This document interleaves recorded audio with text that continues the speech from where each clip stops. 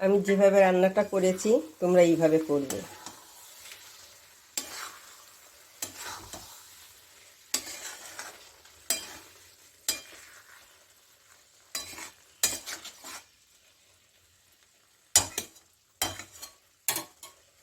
আমার হয়ে গেছে, এখন আমি এটাকে নামিয়ে দেব।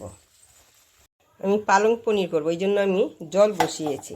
জলটা আমার গরম হয়েছে, এখানে আমি পরিমাণ মতো অল্প নুন দিয়ে দিলাম। এখন আমি এই যে পালং শাকটা আছে গরম জলে দিয়ে দিচ্ছি। আমি কিলো হিসাবে আনিনি, এখানে 1.5 আটি আছে, আটি হিসাবে বিক্রি করে, জানি না কতটা ধরে, ততটাই নিয়ে এসে এটা দিয়ে আমি পালং পনিরটা করবো। এতটুকু পনির পালং দিয়ে এর মধ্যে দিয়ে দিচ্ছি এই যে কয়টা কাঁচা লঙ্কা 4টা, এই সঙ্গে একটু সিদ্ধ করে নেব।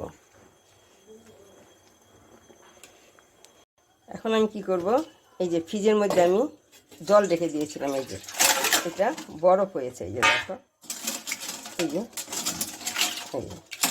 এই বরফ জলের মধ্যেই আমি যে পালং শাকটা সিদ্ধ করেছি, এই যে পালং শাকটা আমি এই বরফ জলে দিয়ে দিচ্ছি।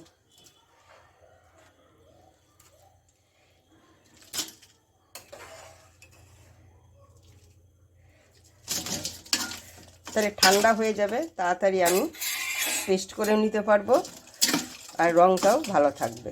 তাড়াতাড়ি ঠান্ডা হলে রঙটা ভালো থাকে, বেশি ফুটলে রঙটা নষ্ট হয়ে যায়। এখন আমি এটাকে চিপে নিচ্ছি। আমি ভালোভাবেই চিপবো, যেন জল কম থাকে, তাহলে বেশি সময় লাগবে না রান্না করতে। তো সিদ্ধ হয়েই গেছে মোটামুটি, এইভাবে আমি নিয়ে নিচ্ছি।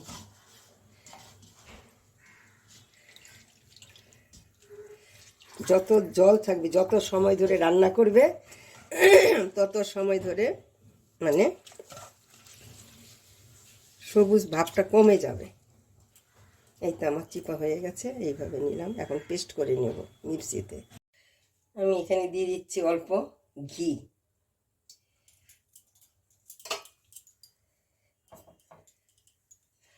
আর দিচ্ছি আমি সাদা তেল।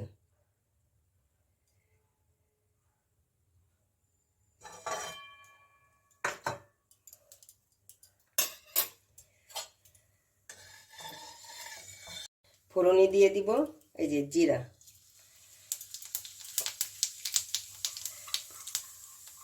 এখন দিয়ে দিচ্ছি এই যে রসুন,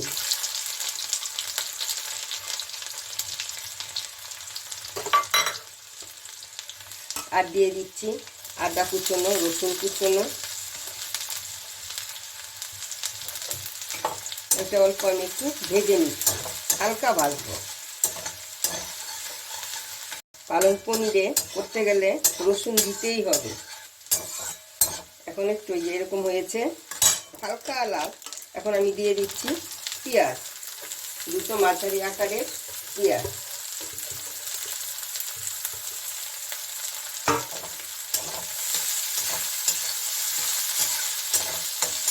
এখন এটাকে আমি একটু হালকা ভেজে নেব পেঁয়াজটাকে।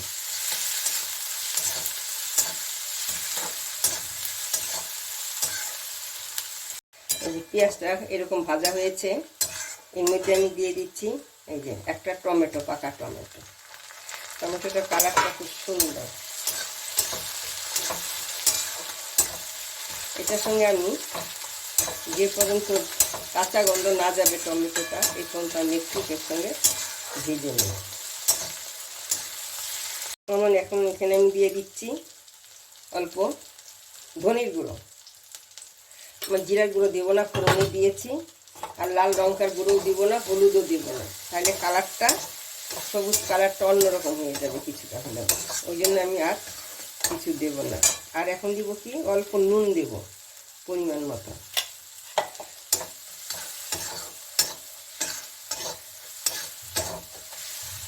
এখন আমি কি করব, এই যে পালং শাকটা পেস্ট করে নিয়েছি, এই পালং শাকটা এর মধ্যে আমি দিয়ে দিচ্ছি।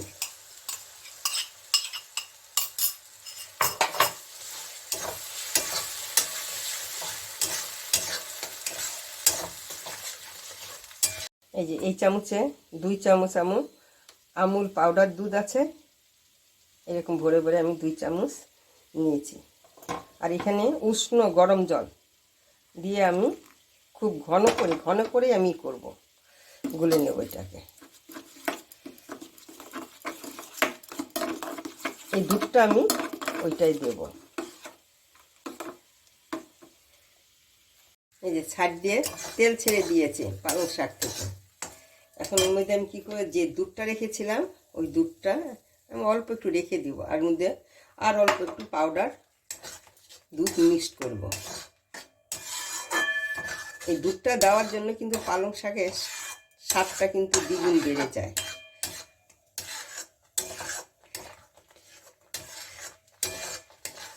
এখন আমি কি করব, এর মধ্যে আমি এই যে পনিরগুলো রেখেছি, এই যে পনিরগুলো আমি দিয়ে দিচ্ছি।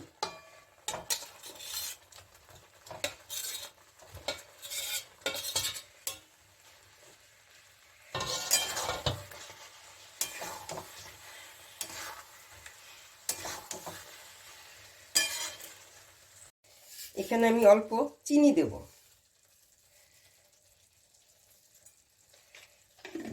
আর একটু নুন মনে হয় লাগবে, আমার মনে হয় কম কম, এই যে একদম অল্প একটু নুন দিচ্ছি।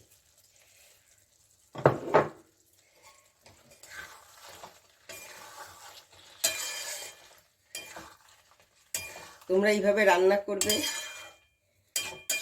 দেখবে খেতে ভালোই লাগবে, কেন দুধ পড়েছে না, ওই জন্য। আমার রেসিপি যদি তোমাদের পছন্দ হয় লাইক করবে, শেয়ার করবে, সাবস্ক্রাইব করবে। এর মধ্যে আমি কিছুটা কাসুরি মেথি দিয়ে দিচ্ছি, আরে এর সেন্টটা ভালো হবে, স্বাদও হবে, সেন্টটা হবে। এখন এর মধ্যে আমি কিছুটা এই যে আমুল স্প্রে দুধ ওইটা দিয়ে দিলাম, পাউডার দুধ একটু দিয়ে দিলাম। আর দিয়ে দিলাম কি, এই যে একটু দুধ রেখেছিলাম, যে আমুল স্প্রে গুলিয়েছিলাম, ওইটি আমার ক্রিমের কাজ করবে, ওই জন্য আমি এটা পরে দিচ্ছি। আর দেবো কি, এই যে মাখনটা আমি দিয়ে দিলাম। দেখো এইভাবে রান্না করবে, দেখো যেন খেতে খুবই ভালো হয় কিন্তু। এই যে দেখো কালারটা কি সুন্দর হয়েছে।